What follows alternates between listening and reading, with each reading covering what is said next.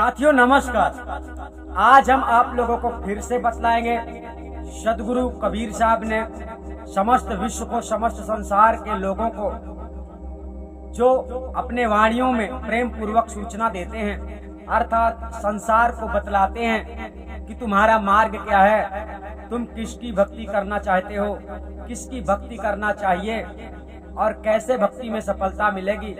हम सबका मालिक एक कौन है, परमात्मा कौन है।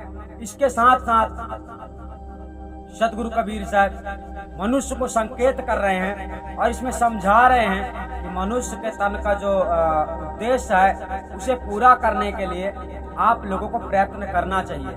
तो चलिए, इस संसार में बहुत सारे लोग ऐसे हैं जो आ जाते हैं, जन्म लेते हैं, पैदा होते हैं और उल्टे सीधे कर्तव्य करते करते जीवन को नष्ट कर देते हैं और जीवन का कल्याण नहीं होता है। तो चलिए, यहाँ पर सदगुरु के निर्मल वाणी से समझते हैं। ये सार्वजनिक सत्संग है, अर्थात इस सत्संग को हर कोई देख सकता है, अर्थात निष्पक्ष होकर आप लोगों को सत्संग देखना है, क्योंकि सत्संग एक ऐसा स्थान है जहाँ पर सत्य प्राप्त होता है, अर्थात सत्य ज्ञान प्राप्त होता है और सच्ची शिक्षा मिलती है, जिससे जीवन में सुधार आता है। तो चलिए, विश्वगुरु कबीर साहब ने अपने शब्दों में क्या बतलाया है, अब वो जान लेते हैं। साहब कहते हैं कि जिएरा चाहूंगे हम जानी, जिएरा चाहूंगे हम जानी।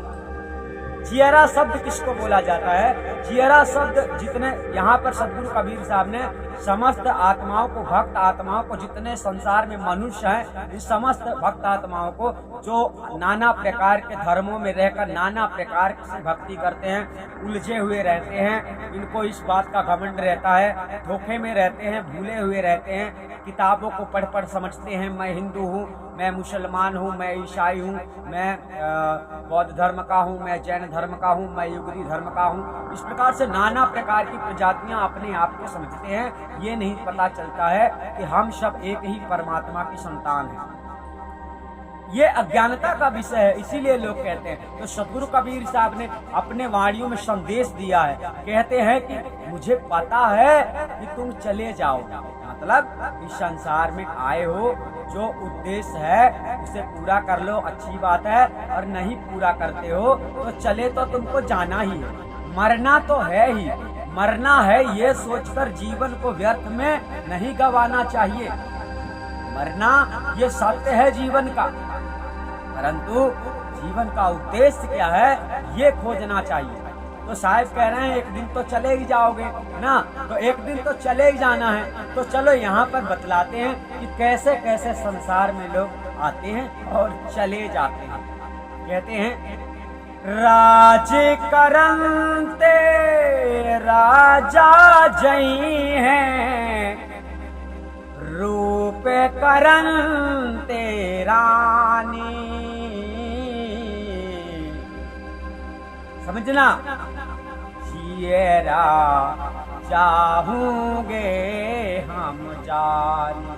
कहते हैं कि जीव तो चला ही जाएगा, ये जीव है ना शरीर के अंदर, तो इसको पाकर कोई मनुष्य राजा बनकर घूमता रहे, कोई फकीर बनकर घूमता रहे, कोई हिंदू बनकर घूमता रहे, कोई मुसलमान बनकर घूमता रहे, यानी नाना प्रकार से आप समझ सकते हैं संसार में नाना प्रकार की प्रजातियां मनुष्य में पैदा कर दी गई हैं। ये सब किताबों के माध्यम से सदगुरु कबीर साहब की पुस्तक, सदगुरु कबीर साहब की पुस्तक जो है आप लोगों को इंसान बना देती है, मानव का रहस्य बतलाती है कि मानव क्या है और नाना प्रकार की शिक्षा, नाना प्रकार के ग्रंथ पढ़ने में क्या शिक्षा प्राप्त होती है। मैं तो हिंदू हूँ, मेरा देवता वो है, मेरा फलाना न मेरा ढिमका, मेरा ईश्वर वो है, मेरा मंत्र ये है, ये सारी बातें।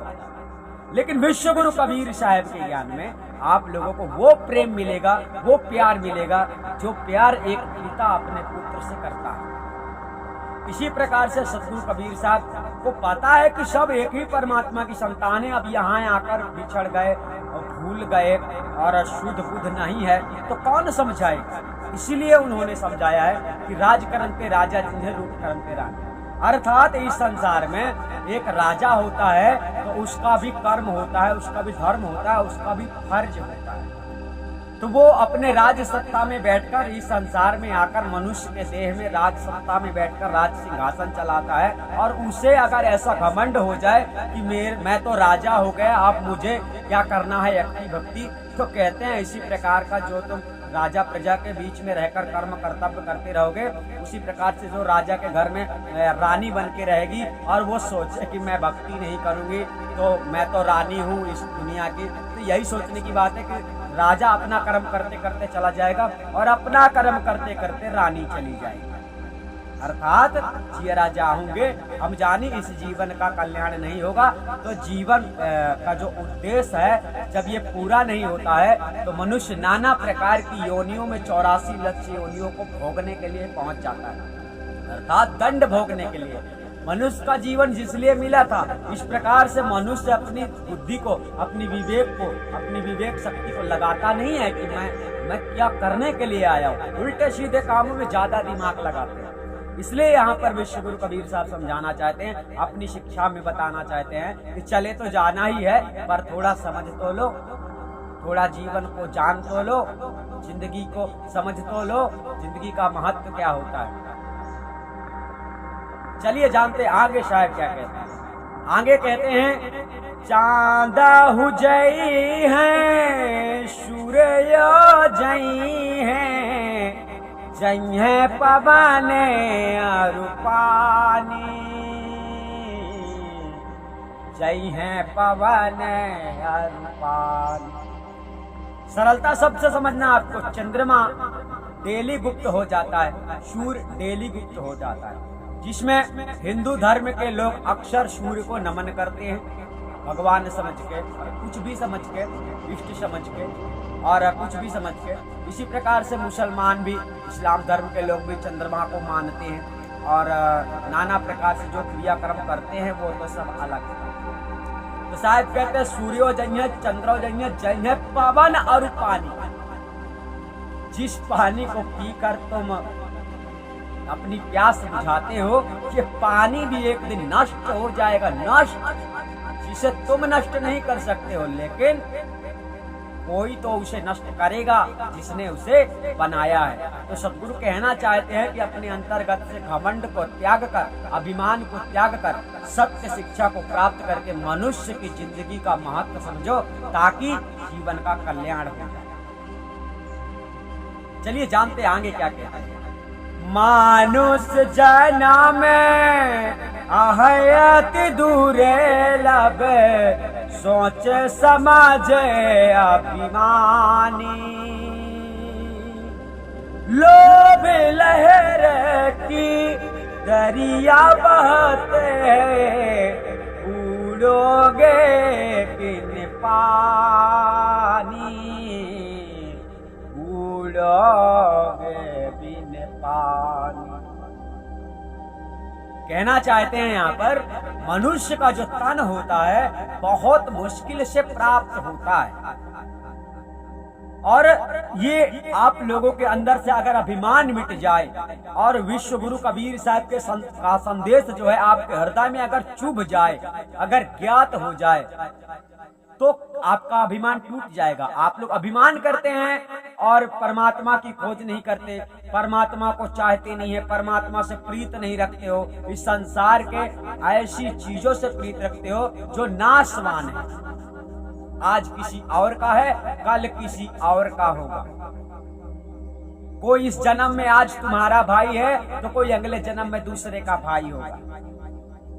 इस प्रकार से जिन पराई वस्तुओं को, बेगानी वस्तुओं को, बेगानी चीजों से आप लोगों ने स्नेह कर लिया है कि ये मेरी आत्मा है, मतलब ये मेरा भाई है, ये मेरा बहन है, और ये मेरे हिंदू भाई हैं, ये मेरे मुस्लिम भाई हैं, ये प्रपंच जो आप लोगों ने समस्त संसार में आकर झमेले में पड़ गए हो, और जो अपना है उसे नहीं मानते हो, जो अपना है उसे नहीं खोजते हो, जो अपना नहीं है उनको ही अपना समझकर उन्हीं के पीछे पीछे भागते हो। तो ये लोभ लहर की नदियां बहता है बूढ़ों के बिन पानी। मतलब लोभ लालच करने वाला मनुष्य परमात्मा को प्राप्त नहीं होता। ये बिना पानी में बूढ़ने वाली जिंदगी का नाम है लोभ लालच। कोई भी किसी भी धर्म में भक्ति करने वाला कोई भी प्राणी हो, वो उसके अंतर्गत मतलब जब तक सच्चा प्रेम परमात्मा से नहीं होगा तब तक उसे परमात्मा की प्राप्ति संभव ही नहीं है। यानी भक्ति उसको कबूल नहीं होती, उसकी भक्ति कबूल नहीं होती। मान लीजिए इस्लाम धर्म में लोग बहुत नमाज पढ़ते हैं, तो नमाज की पहुंच भी कहीं तक है, वो कहीं ना कहीं तक जाता है, परमात्मा तक नहीं जाता है पर कहीं ना कहीं तक सीमित हो जाता है। परंतु जो लोभी लालची होगा ना तो उसका भी नहीं जाता है। तो लोभ लालच तो हृदय से निकाल देना चाहिए। क्यों लोभ नहीं करना चाहिए? क्योंकि इस संसार में तुम आए हो। लोभ करने का मतलब होता है एडवांस विचार, अधिक विचार करना, सीमा से अधिक विचार करना। जबकि मनुष्य की एक सीमा है और सीमा में ही रहना चाहिए, सीमा के बाहर नहीं जाना चाहिए, सीमा के बाहर विचार नहीं करना चाहिए। इस प्रकार से मूड जो है अपसेट हो जाता है। तो आप लोगों को सीमित रहना है। जो बात, जैसे आपको कुछ खाना है तो उसके लिए आपको परिश्रम करके उसे हासिल करने की प्राप्ति है, हासिल करने का कोशिश करना है। हाथ पैर है तुम्हारे पास। और जो निर्बल हैं, जो मान लो कि अपंग हैं, लंगड़े लूले हैं, ऐसे लोगों की सहायता करना है। ये मानवता का विचार है। तो मनुष्य का तन पाकर मनुष्य के जैसे विचार करो, मनुष्य के जैसे सोचो, मनुष्य का कर्तव्य करो जो मनुष्य का कर्तव्य है।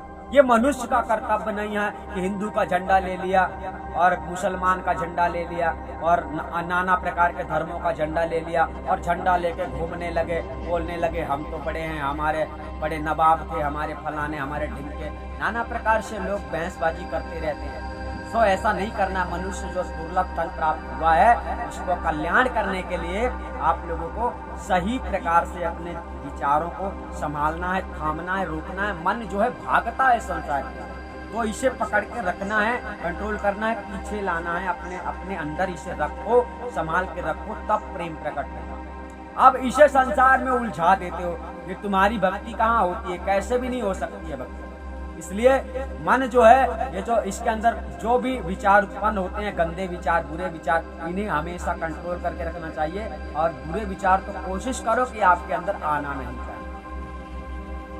ये मानवता का उद्देश्य जो है ये पूरा होना चाहिए, नहीं तो जिंदगी का कोई मतलब नहीं है। और जब जिंदगी का मतलब नहीं निकलता है उसी को कहा जाता है बूढ़ोगे बिन पानी। ठीक है, चलते हैं साहब आगे क्या कहते हैं। साहब आगे कहते हैं, जोगी जई हैं जंगम जई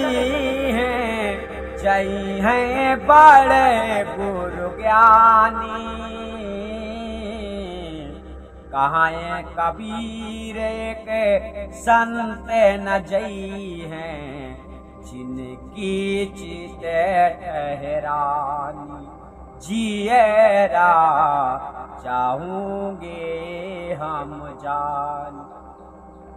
अब यहाँ पर समझा रहे जोगी जई हैं, जंगम जई हैं बड़े गुरु ज्ञानी। जोगी मतलब जो शरीर को अपने शरीर को रंग लेता है, जो जंगलों में जाकर, गुफाओं में जाकर नाना प्रकार की साधनाएं करता है, मनमुखी साधनाएं, ब्रह्मांडी साधना। योग करना मतलब ब्रह्मांडी साधना होता है।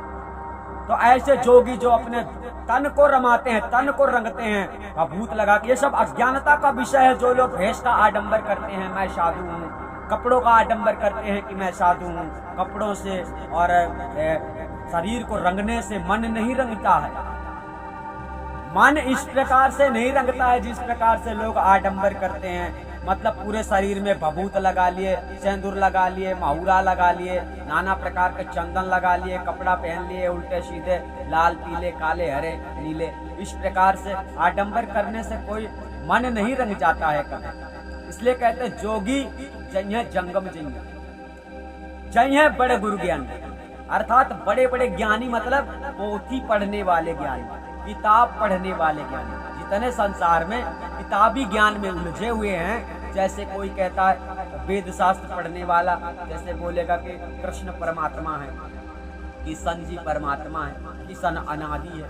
किताबों में पढ़ा है, जाना नहीं है वो अनादि है कौन। किताबों में पढ़ा है, पढ़ाया गया है। किताबों में तो कुछ भी लिखा जा सकता है। जो किताब पढ़ाता है वो ऐसा लिख देगा कि मैं ही अल्लाह का रूप हूँ, मतलब तो किताब में दिखा देगा तो तुम तो मान लोगे उस गुरु को अल्लाह, उस गुरु को परमात्मा, उस गुरु को भगवान, उस गुरु को खुदा। इसलिए थोड़ा आप लोगों को विचार करना है और अपने मानसिक संतुलन को थामना है, क्योंकि आप लोगों को सच्चाई जानना पड़ेगा। अगर परमात्मा से मिलना है, परमात्मा की भक्ति करते हो, अगर संसार में सुख से रहना चाहते हो, तो आप लोगों के अंदर से ये जो भ्रम जाल है, ये कचरा निकालना पड़ेगा।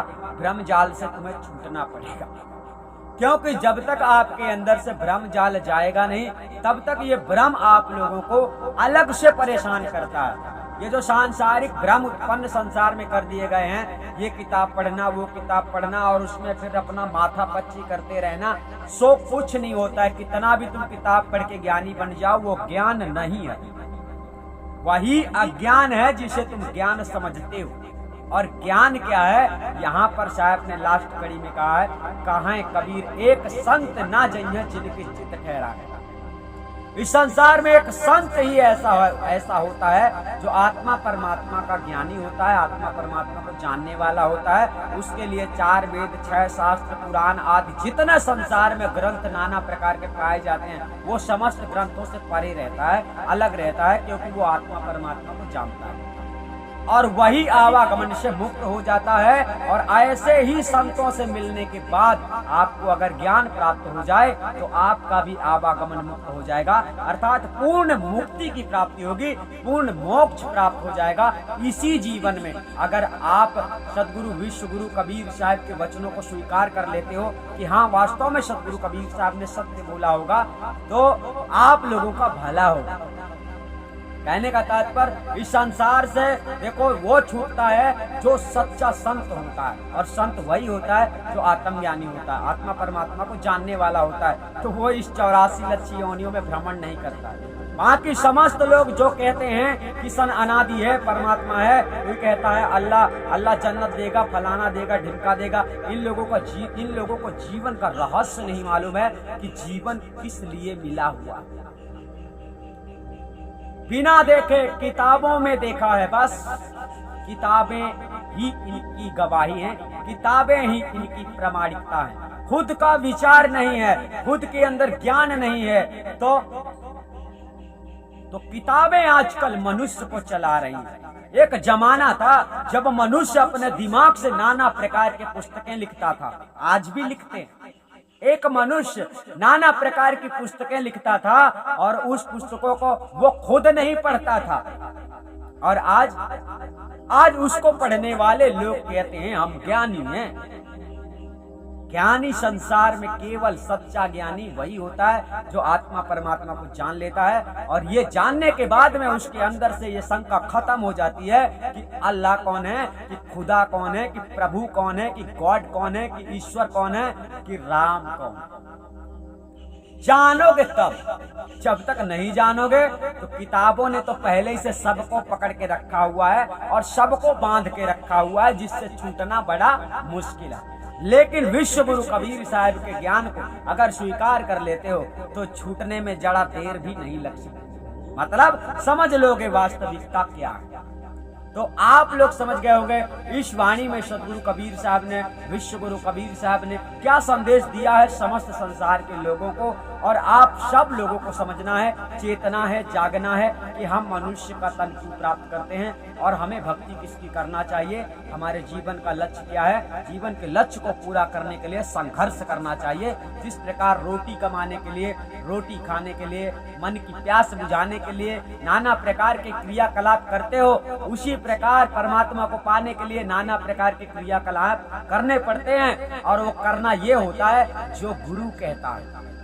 परंतु हाँ, सच्चा सतगुरु होना चाहिए। सच्चा सतगुरु होगा, जैसा बताएगा वैसा करोगे तो परमात्मा तुमको इतनी आसानी से मिल जाएगा कि तुमने सोचा भी नहीं होगा। परंतु परमात्मा को खोजने वाले कोई किताब में उसका कोई मंत्र नहीं है कि उसको जप के परमात्मा को कोई प्राप्त कर ले।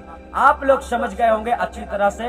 हम आशा करते हैं कि आप लोगों को सदगुरु कबीर साहब, विश्व गुरु कबीर साहब की वाणी पसंद आई होगी। तो वीडियो को लाइक जरूर कर दें और सब्सक्राइब कर लें चैनल को, ताकि हर जानकारी आप लोगों तक पहुंचे और आप लोग जाग जाओ, संसार के भ्रम से, किताबों से छूट जाओ।